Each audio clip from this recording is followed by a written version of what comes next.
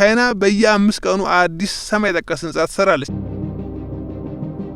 በመሬት መሽከርከር ላይ ትንሽ ተጽዕኖ አለው። ታላቁ ግንብ በአንድ ላይ የሚይዘውና ዋናውን ንጥረ ነገር የሚያጣብቀው ሩዝ ነው ብለው ያምናሉ።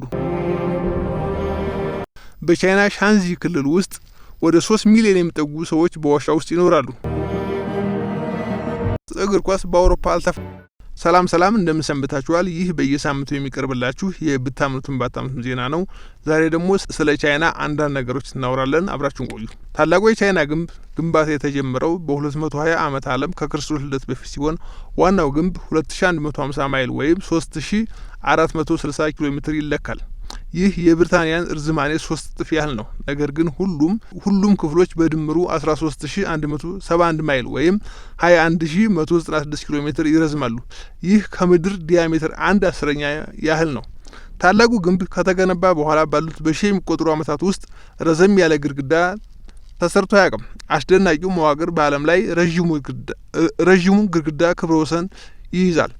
ግን ታላቁ ግንብ በአንድ ላይ የሚይዘውና ዋናውን ንጥረ ነገር የሚያጣብቀው ሩዝ ነው ብለው ያምናሉ። ለ1500 ዓመት ለማደስ የሚያጣብቅ ሩዝ አሁንም የተሻለ ቁሳቁስ እንደሆነ ባለሙያዎች ይናገራሉ።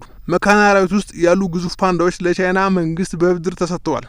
በዱር ውስጥ ለመጥፋት የተጋለጠው ግዙፍ ፓንዳ በ100 ሺህ የሚቆጠሩ ጎብኚዎችን በዓለም ዙሪያ ወደ መካነ አራዊት በመሳብ ቁልፍ ሚና ይጫወታሉ። ነገር ግን መካነ አራዊቱ እነዚህን የሚያማምሩ ፍጥረታትን የራሳቸው አይደሉም። በእርግጥ ከቻይና መንግስት በብድር የተቀበሉ ናቸው። እንደ አውሮፓውያን አቆጣጠር በ1970ዎቹ ቻይና ግዙፍ ፓንዳዎችን እንደ አሜሪካና ጃፓን ካሉ ሀገራት ጥሩ ግንኙነት በመፍጠር በስጦታ ትሰጥ ነበር።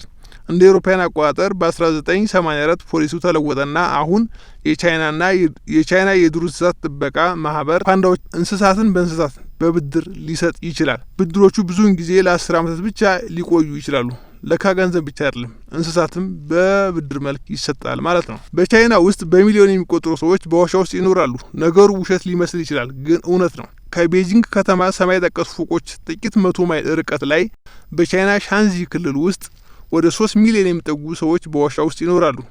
የሻንዚ ነዋሪዎች ከ5000 ዓመታት በላይ ያቆዩት በዋሻ ገጽታዎች በክረምት ወራት እሳትን ለማብራት የሚያስችል ቦታ ያላቸውና የድንጋይ አልጋዎች ይገኙበታል። ምንም እንኳን 3 ሚሊዮን ሰዎች ብዙ ቢመስሉም ቀድሞ በጣም ከፍ ያለ ቁጥር ነበር። በሻንዚ ያሉ ብዙ ወጣቶች ከቅርብ ዓመታት ወዲህ ለዘመናዊ መኖሪያ ቤቶች ብለው የዋሻ ማህበረሰቡን ለቀው እየወጡ ይገኛሉ። በቤጂንግ የተከለከለ ከተማ 9000 ያህል ክፍሎች ይይዛል። የቻይናው ንጉሠ ነገሥት ይፋዊ ቤት በአንድ ወቅት በቻይና ዋና ከተማ የሚገኘውን ይህ ቤተ መንግስት በየአመቱ 14 ሚሊዮን የሚጠጉ ጎብኚዎች የሚስብ ቱሪስት ቦታ ነው።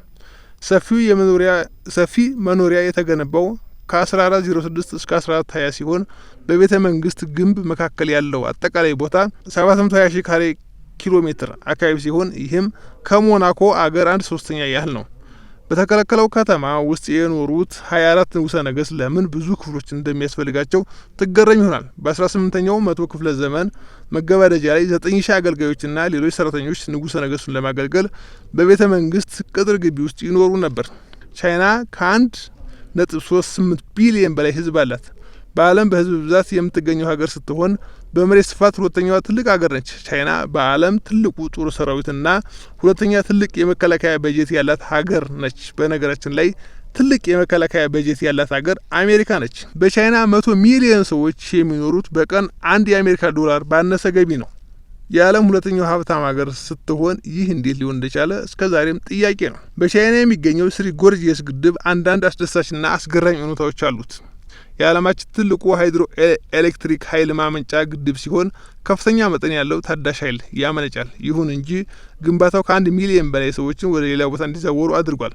እንዲሁም በርካታ ከተሞችና ታሪካዊ ቦታዎችን እንዲጥለቀለቁ አድርጓል። በተጨማሪም በግድቡ የተያዘው ሰፊ የውሃ መጠን በመሬት መሽከርከር ላይ ትንሽ ተጽዕኖ አለው። ይህም የአንድ ቀን እርዝማኔን መጠን ይጨምራል። አንድ ቤት ውስጥ የሚኖሩ የቤተሰብ አባላት የቻይናውያን ስኬት ነጸብራቅ ነው ተብሎ ይታመናል። በቻይና ውስጥ ሽማግሌዎች በጣም የተከበሩ ናቸው። ወጣት ትውልዶች እድሜያቸው የገፉ የቤተሰብ አባሎቻቸውን መንከባከብ ይጠበቅባቸዋል።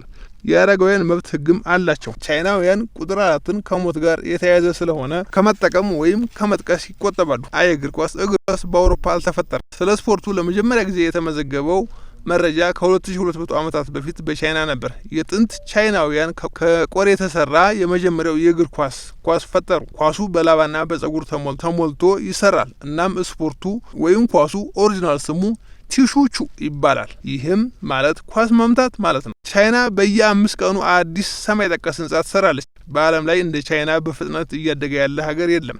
በአንድ አመት ውስጥ ቢያንስ በቻይና 73 አዳዲስ ሰማይ ጠቀስ ፎቆች ትገነባለች። ቻይና ዓለም አቀፍ ደረጃውን የጠበቁ ዩኒቨርሲቲዎች አሏት። ዘታይምስ እንዳስነበበው ቻይና የዓለም አቀፍ ዩኒቨርሲቲ ደረጃዎችን የጠበቀ 7 የቻይና ዩኒቨርሲቲዎች በዓለም ላይ አስመዝግባለች። እስካሁን በዓለም ላይ 200 ምርጥ ዩኒቨርሲቲዎች አሉ ማለት ነው። ተመልካቾቻችን ስታዳምጡት የነበረው የብታኑትን ባታኑት ዜና ይሄን ይመስል ነበረ። ስላዳመጣችሁ እኛ አመሰግናለሁ። ላይክ፣ ሰብስክራይብ በማድረግ ቤተሰብ ይሁኑ። በነገራችን ላይ እንደተለመደው መረጃውን ማገኘው ከጉግል ሰርች ላይ ነው። መልካም ጊዜ